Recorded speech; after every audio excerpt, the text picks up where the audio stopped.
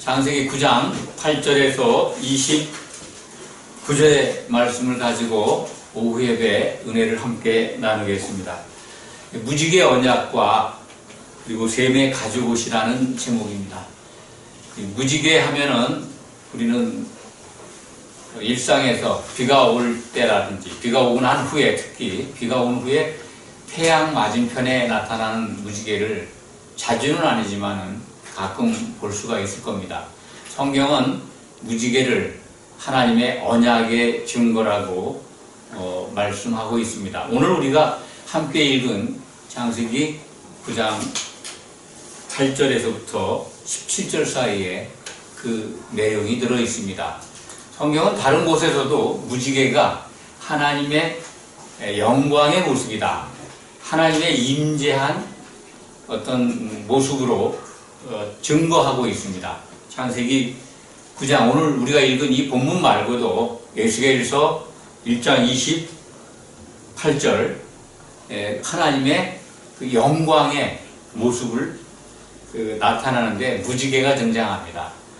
또 신약 성경의 마지막 계시록에는 두 군데 나타납니다.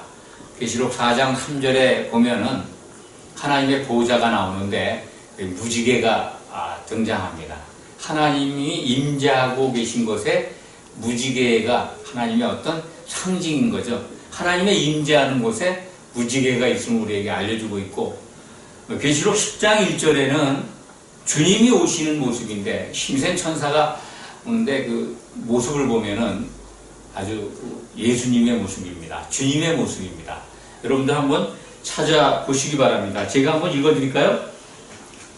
계시록 10장 1절입니다.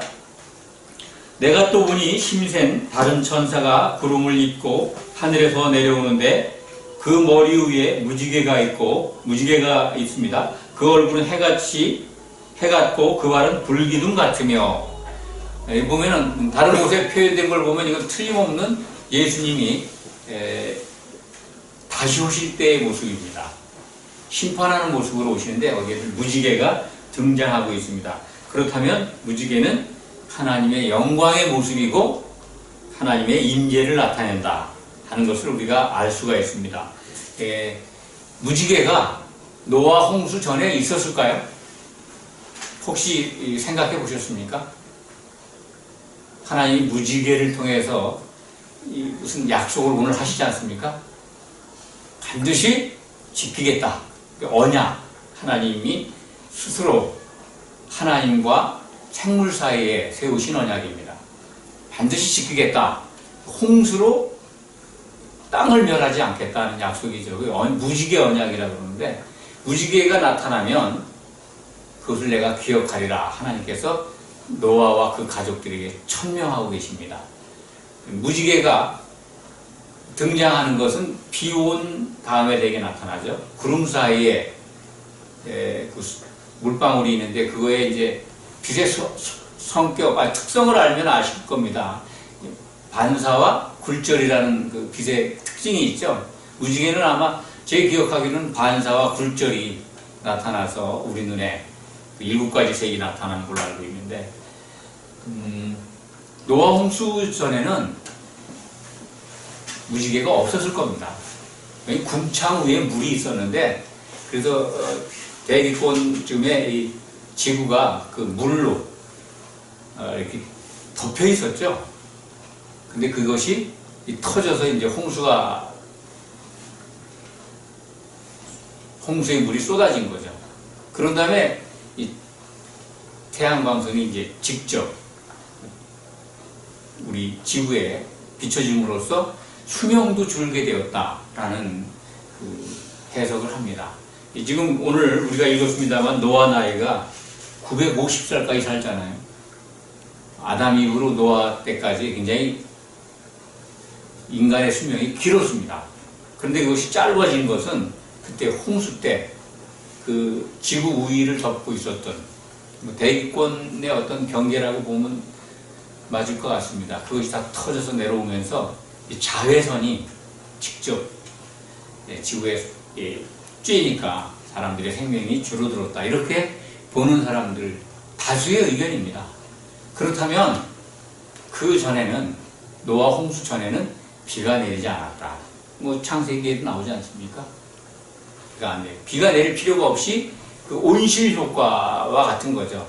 비닐로 공기를 차단한 공간에 들어가면 수분이 그 비닐 가장 내려 맺혀 있죠. 뚝 떨어지죠. 비가 돼서. 근데 그런 어떤 자연 환경을 가지고 있었다. 그러니까 무지개는 없었던 걸로 알게 됩니다. 그래서 노아 홍수 후에 이제 무지개 언약을, 무지개가 아마 인류가 아마 그 후에 처음으로 본 것일 겁니다. 하나님께서 비 온 후에 비를 내리신 다음에 빨주노초 파남보 보남바 전우주빨 초등학교 때 참 열심히 외웠던 기억이 납니다. 그 7가지 색의 무지개가 나타나게 되었다. 그것이 나타나면 약속한 그 언약의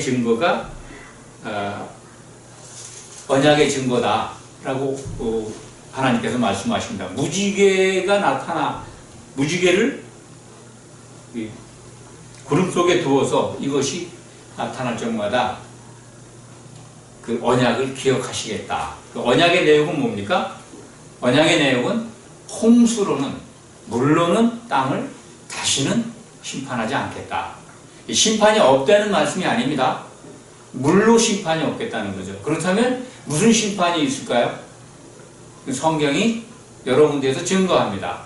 불로 심판을 한다. 불 심판이 있다는 것을 기억하시기 바랍니다. 물로 심판하지 않으신다는 거지 심판이 없다는 말씀은 아니다. 불심판에 관해서는 베드로후서 3장 6절에 기록이 되어 있습니다. 한번 찾아보시기 바랍니다. 성경을 자주 찾아보시면서 성경과 익숙해져야 합니다. 근래에 여러 가지 휴대폰에도 앱이 깔려 있어서 성경을 쉽게 접할 수 있습니다만 성경을 자주 찾아봄으로써 하나님의 뜻과 하나님의 기뻐하심을 우리가 발견하게 됩니다. 베드로후서 3장 6절입니다. 제가 읽겠습니다. 이로 말미암아 그때 세상은 물이 넘침으로 멸망하였으며 7절 이제 하늘과 땅은 그 동일한 말씀으로 불사르기 위하여 보호하신 바 되어 경건하지 아니한 사람들이 심판과 멸망의 날까지 보존하여 두신 것이라. 하늘과 땅은 그 동일한 말씀으로 불사르기 위하여. 그때 지구는, 노아의 홍수 때 지구는 물의 넘침으로 멸망했다. 근데 여기서 이제 이 세상 코스모스를 어떻게 해석하느냐의 문제인데, 베드로후서 3장 6절은 이것은 아마 제가 전에 말씀드렸을 겁니다. 창세기 1장 2절의 상황. 흑암이 깊음 위에 있고 하나님의 신이 수면 위에 운행했던, 지구가 물로 완전히 덮여있는 그 우주적 심판의 결과다. 노아 홍수의 심판이라고 말씀을, 그러니까 단정적으로 노아의 홍수를 지칭하는 것은 아니다. 그런 말씀을 드린 바가 있습니다. 어쨌든 그 지구가, 이 땅이 물로 덮여가지고 멸망했었다. 모든 생물이 다 멸망했었죠. 그것을 지칭하는 말씀입니다. 오늘은 그 물로 심판한 그 홍수 심판은 이제 없을 것이다. 다만 이 하늘들과 땅은, 땅만 얘기 안 나옵니다. 불심판은 하늘이 아니라 하늘들이죠. 복수의 하늘입니다. 하늘들과 땅은 그 동일한 말씀으로 불사르기 위하여 보호하신 바가 됐다. 지금 우리가 보고 있는, 우리가 밟고 있는 이 땅, 이것은 반드시 불로 심판을 하신다 하는 말씀이 베드로후서 3장 6절, 7절에 기록이 되어 있다 하는 것을 기억하시기 바랍니다. 무지개 언약, 무지개가 나타날 적마다 하나님은 다시는 물로 홍수 심판을 보내지 않겠다는 것을 기억하시겠다. 또 지금까지 그 약속은 지켜지고 있고, 이제 우리는 나타날 새하늘과 새 땅을 바라보는 성도이지만은 그 새하늘과 새 땅이 나타나기 전에 무서운 불심판이 있다는 것을 성도로서 기억해야 된다 하는 말씀을 드립니다. 18절 이하의 말씀을 가지고 증거하겠습니다. 방주에서 나온 아들들, 노아의 가족들에 대한 설명이 있습니다. 셈과 함과 야벳, 함은 가나안의 아버지라. 셈이 제일 먼저 나와서 장자라고 우리가 알기 쉽습니다만, 전에도 말씀을 드렸습니다. 셈은 말째 아들이다, 막내 아들이다 라는 것이 10장, 창세기 10장 21절에 기록이 되어 있습니다. 우리말 번역으로는, 우리말 개역이나 개역 한글이나 개역 개정으로는 그 구분이 안 됩니다만, 히브리어 원전을 보면은 셈은 에벨의 온 자손의 조상이요 큰형 야벳의 동생이라, 이렇게 표현된 것이 야벳의 형이라고, 셈을 맏형이라고 놓고 보니까 번역이 그렇게 된 것 같습니다. 어쨌든 셈이 제일 먼저 18절, 9장 18절에 셈, 함, 야벳이 나오는데, 성경은 말째부터 이렇게 먼저 기록하는 그런 어떤 그 관행이 있습니다. 셈, 함은 둘째입니다. 중간. 야벳이 큰형입니다. 그런데 함은 가나안의 아버지라고 하는 복선을 깔아놓죠.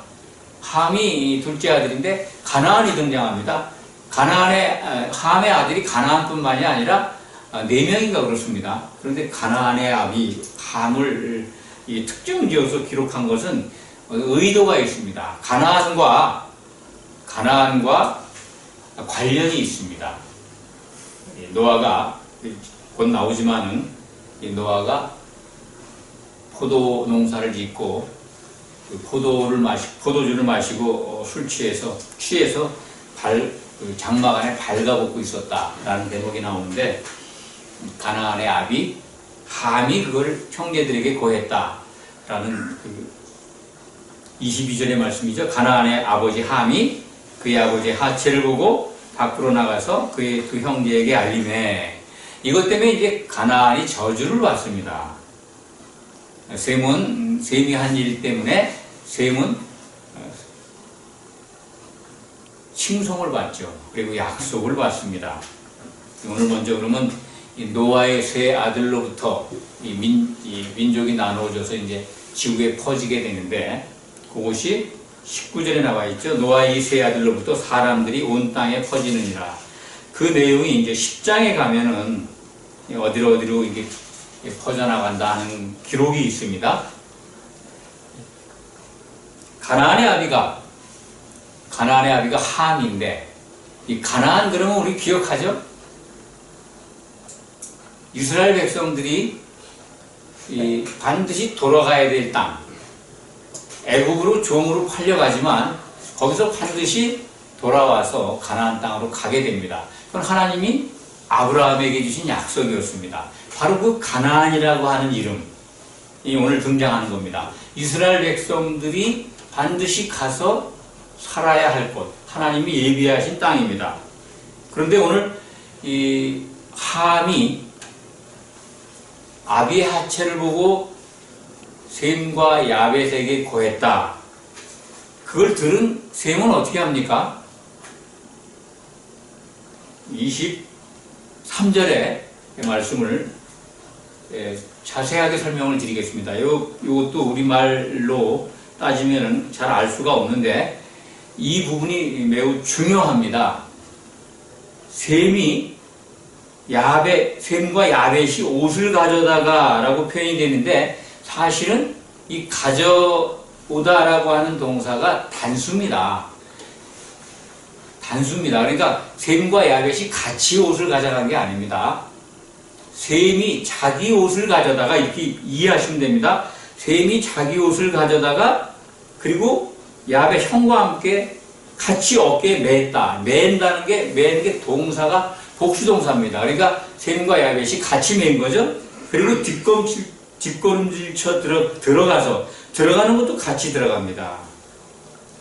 그리고 아버지의 하체를 덮는 것도 같이 복수의 동사로 쓰여지고 있습니다. 그러니까 23절에서 동사는 가져다가는 단수입니다. 셈이 자기 옷을 가져다. 셈과 야벳이라고 되어 있는데, 그럼 셈이라고 어떻게 특정 지을 수 있느냐 하는 것이 24절에 나와 있습니다. 이 부분을 우리가 구별해서 이해하셔야 됩니다. 왜 셈의 하나님이 되시는가 하는 것을 알 수가 있습니다. 노아가 술이 깨어 그의 작은 아들이 자기에게 행한 일을 알고, 이 부분도 작은 아들이라고 표현되어 있는데 이게 말째 아들입니다. 막내 아들입니다. 막내 아들. 창세기 나오는 그 베냐민을 지칭할 때 쓴 단어입니다. 똑같습니다.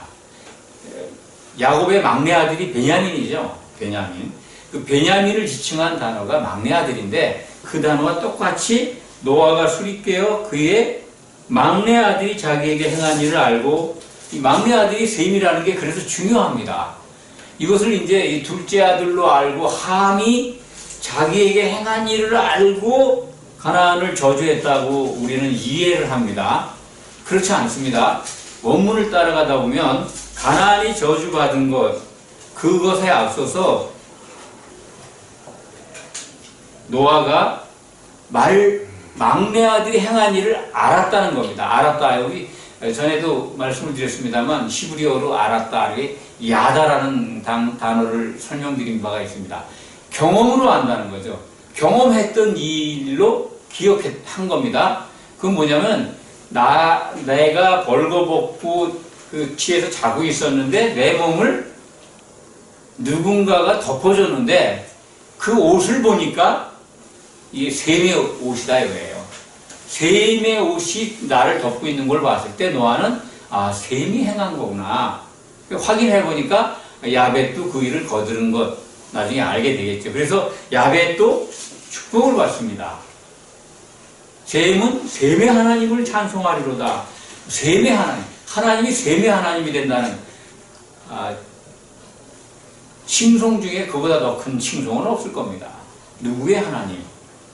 예수님이 나의 하나님, 그리고 우리에게 너희 아버지, 그렇게 얘기했죠. 너희 하나님. 우리가 성도가 된다면 하나님은 우리의 하나님이 되시는 겁니다. 셈은 아비의 하체를 덮어준 그 일로 인해서 셈의 하나님을 찬송, 할렐루야, 하나님을 자랑하라. 셈이 그것을 했는데 하나님의 영광이라는 것이죠. 그냥 문자적으로 설명을 드리면 그렇습니다. 셈이 막내인 것과 셈의 옷을 야벳 형과 같이 메고 들어가서 아비의 하체를 덮은 것, 이것이 오늘 말씀의 핵심입니다. 셈은 어떤 옷이었을까요? 어떻게 알았을까 하는 궁금증이 생기지 않습니까? 그 당시에 옷이 어떤 옷이었습니까? 직물, 우리가 지금 입는 다양한 의류가 있었겠습니까? 그 당시에는 제가 생각할 때는요, 짐승의 가죽밖에는 옷을 만들 수 있었겠습니까? 홍수구에 내려와서 포도농사를 짓고 먹는 거, 그러니까 짐승의 가죽으로 아마 옷을 입고 있었던 것 같습니다. 그렇다면 짐승의 피가 흘려진 가죽옷, 이 가죽옷을 아비의 하체로 덮은 것, 이것이 무엇을 상징하고 무엇의 어떤 그림자인 것 같지 않습니까? 예수님이 십자가에서 피를 흘려서 우리의 죄와 허물을 덮어준 사건, 십자가의 사건이 기억나지 않습니까? 그러니까 함은 아비의 하체를 보고 비판을 했는데, 그것을 고했는데, 셈은 아비의 하체인 수치를 덮어주는 일을 했다는 겁니다. 그것이 바로 찬송과 저주가 갈려진 그런 것입니다. 예수님은 마태복음 5장 21절에 이 형제에 대해서 잘못한 것을 아주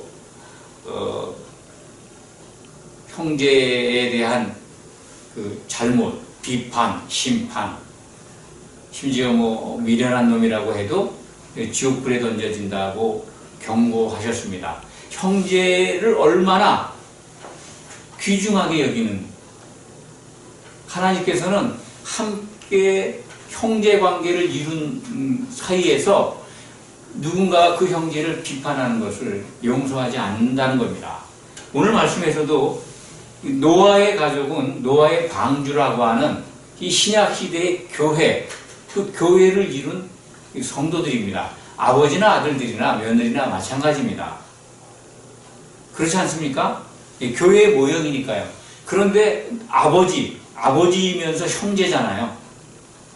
우리 이 함이 자식들 입장에서 봐도. 그런데 함은 아버지의 수치를, 아버지의 허물을 드러내지 않습니까? 덮어주지 못하고.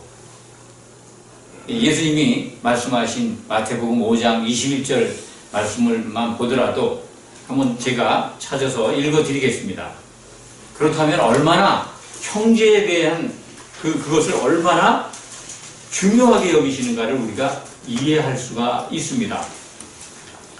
제가 읽어드리겠습니다. 마태복음 5장 21절의 말씀입니다. 옛사람에게 말한 바 살인하지 말라.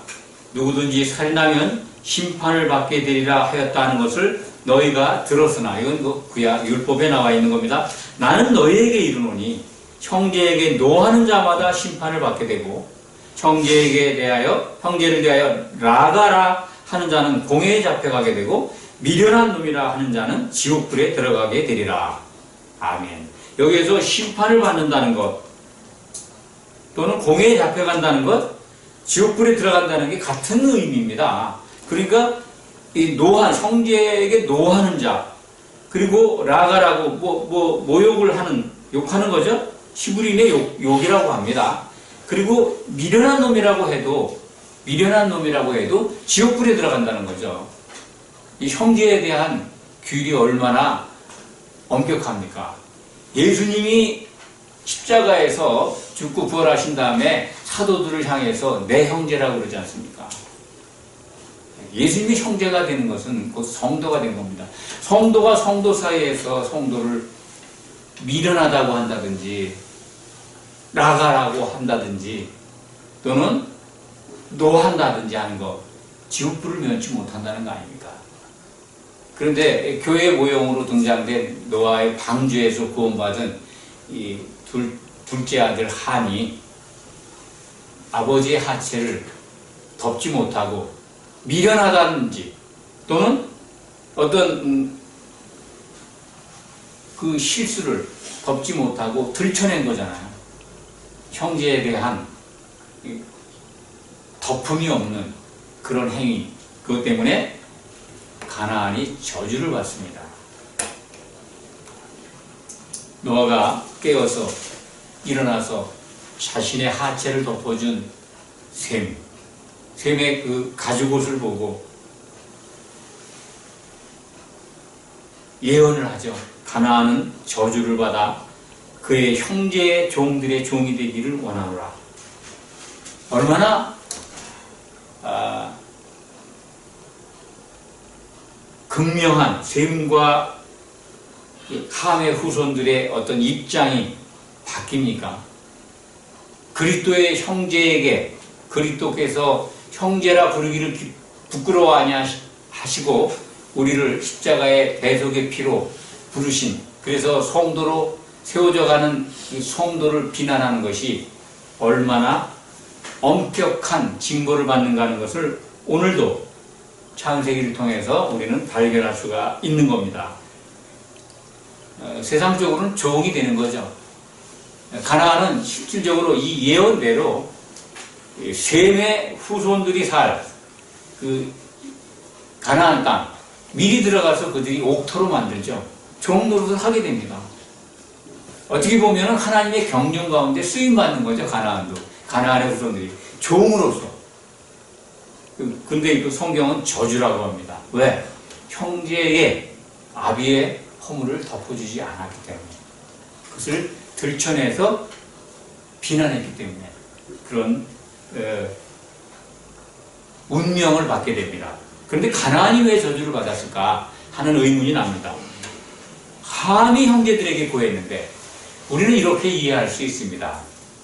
함에게 저주를 안 하신 그 까닭은 단지 우리는 가나안이 먼저 보지 않았나, 할아버지의 하체를 가나안이 보고 아비에게 일렀지 않나, 그렇게밖에는 유추할 수가 없습니다. 그래서 그 원인 제공자가 가나안인데 가나안이 저주를 받는다. 그들은 이스라엘 백성들보다 먼저 가나안 땅에 정착을 해서 아주 척박한 땅이었을 겁니다. 그리고 참 꿀과 젖과 꿀이 흐르는 땅으로 바꿔놓죠. 가나안 땅을 그들이 개간하게 되는 겁니다. 종들의 종이 되기를 바라노라. 이게 가장 낮은 종들이 되었다. 그런 말씀을 드릴 수가 있습니다. 가나안 땅에 이제 이스라엘 백성들이 들어갔을 때 그들은 이스라엘과의 전쟁에서 다 쫓겨나지 않고 또 이스라엘 백성들이 그들을 전멸시켜라, 모두 쫓아내라 했는데 그 명령을 지키지 않죠. 그래서 이스라엘 백성들에게 끝내 올무가 돼서 이스라엘을 괴롭히게 됩니다. 26절에 보면은 셈의 하나님 여호와를 찬송하리로다. 조금 전에 말씀드렸습니다. 하나님 여호와를 찬송하리로다. 하나님이 야벳을 창대하게 하사 셈의 장막에 거하게 하시고 가나안은 그의 종이 되게 하시기를 원하노라 하였더라.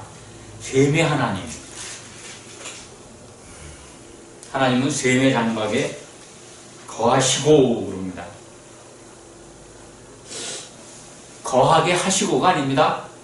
27절에 하나님은 셈의 장막에 거하시고 야벳을 창대하게 하시고 가나안은 그의 종이 되게 하시기를 원하노라 하고 노아가 기도하는 거죠. 하나님을 향해서 어떤 요청하는 것, 기도하는 건데 그것이 이제 예언이 됐습니다. 그대로 이루어지죠. 하나님께서 그렇게 하도록 간섭하신 것 같습니다. 그래서 셈은 하나님 여호와를, 셈의 하나님 여호와를 찬송하는 하나님의 찬송이 된 거죠. 셈의 장막에 대해서 한번 먼저 생각을 해보겠습니다. 셈의 장막은 물론 셈의 후손을 통해서 오는 이스라엘 백성들, 아브라함을 통해서 또 다윗을 통해서 오신 예수님이 이 땅에 장막 치러 오셨고 그 장막을 이루어 가신 그 안에 우리가 이룰 장막, 완성된 장막은 새 예루살렘입니다만 그 안에 하나님이 거하실 겁니다. 궁극적으로 이루어질 사안입니다. 그런데 우리가 신약 성경을 통해서 보면 구약 성경에서는 이 셈의 장막인 이스라엘 백성들 안에 예루살렘에 성전을 두시고 거기 거하셨습니다. 그런데 교회, 이 신약 시대에 예수님의 몸으로 세워지는 그 교회, 계시록에 가면 이제 7교회가 온 세상에 있는 교회의 모형입니다. 그 7교회가 세워진 땅을 보면 셈의 후손 가운데 룻이라는 아들이 그 터키의 그 서쪽 지방에 가 살게 됩니다. 룻. 나중에 이제 10장 이후에 가면 나옵니다만 셈의 아들 가운데 유일하게 셈의 족속들은 동쪽으로 갔는데 그 룻이라는 아들은 터키 지역, 즉 지중해 쪽으로 가서 살았다. 그 루디아, 자주 옷장수 루디아 기억나시죠? 룻 지방의 안악이라는 뜻입니다. 룻. 바로 그 지역. 7교회가 세워졌던 그 룻, 셈의 아들이 살았던 지역에 공교롭게도 7교회가 세워집니다.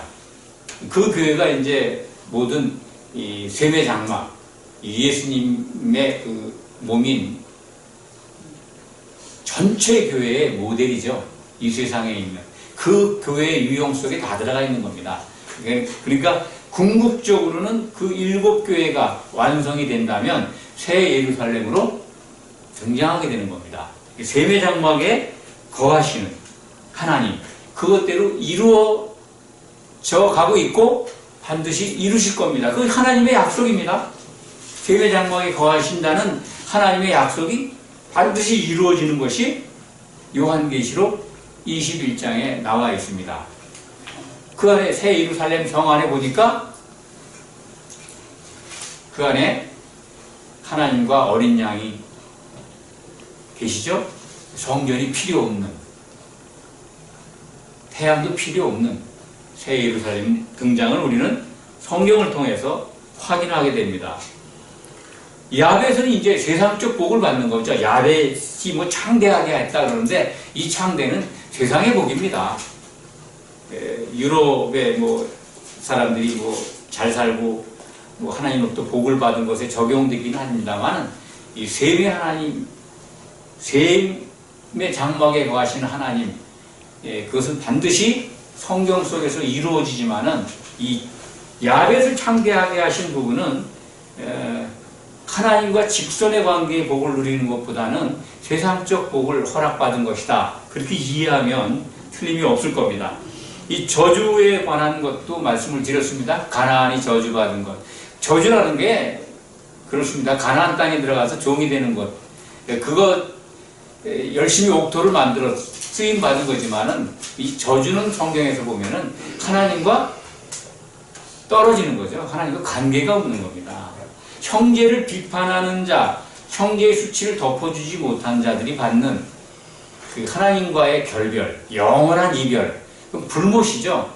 성경 마지막에 가면은 불못에 들어갑니다. 지옥불에 던져졌다가도 생명책에 이름이 없으면 이제 불못에. 지옥과 불못은 좀 다릅니다. 곧 나중에 그런 기회가 있을 겁니다. 그러니까 오늘 창세기에 등장한 저주와 그리고 찬송과 그리고 장막 이런 부분들이 뭐 이렇게 빨리 말씀을 드렸습니다만 잘 구별이 되실 줄 믿습니다. 셈의 고독, 아버지의 하체를 덮어준 셈의 모습, 그 속에서 십자가에서 피를 흘리시고 자신의 몸으로 그 피로 우리를 덮어주신 예수 그리스도의 구속의 은혜. 우리는 이제 그 은혜 가운데에서 우리의 죄와 허물을 다 덮음받고 우리는 예수님의 옷으로 갈아입어야 되는 것입니다. 예. 노아는 셈의 겉옷으로 수치를 가릴 수 있었고 우리는 예수님의 그 십자가의 보혈의 피로 수치를 가리고 이제 그리스도로 옷 입어야 합니다. 반드시 그리스도로 옷 입어야 됩니다. 예수님의 옷은 한 벌이죠. 그 안에 우리는 계시록 19장에 나타나 있습니다. 그 한 세마포 옷에 성도들의 그 옳은 행실로 다 그 옷을 이루고 있죠. 성도 한 분 한 분이 한 옷을 이루고 있는 겁니다. 아주 그 묘사가 정말 신비롭기도 하고 상상이 가지도 않지만은 그것은 예수님이 우리 보고 하신 말씀 또 간절한 기도 속에 담겨 있습니다.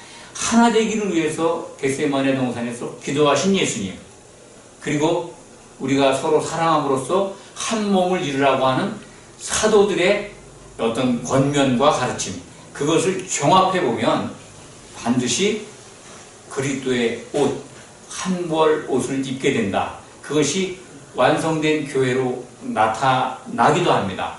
우리는 아직 성경에서 일러주는 것 외에는 더 상상으로 알 수는 없습니다.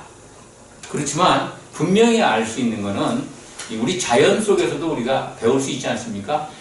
누에 고치가 나방의 세계를 모르듯이 우리가 고치에서 이제 부활해서 나방이 된다면 알게 될 겁니다. 1차원 세계에 있다 3차원 세계를 알 수 없듯이 우리가 지금 하나님의 계시록을 통해서 완성된 교회의 모습, 성도들이 누릴 영광을 보여주셨지만은 명확하게 그것을 알 수 있다라고 할 수는 없습니다. 다만 그것을 하나님은 우리가 아는 범위까지 보여주고 있습니다.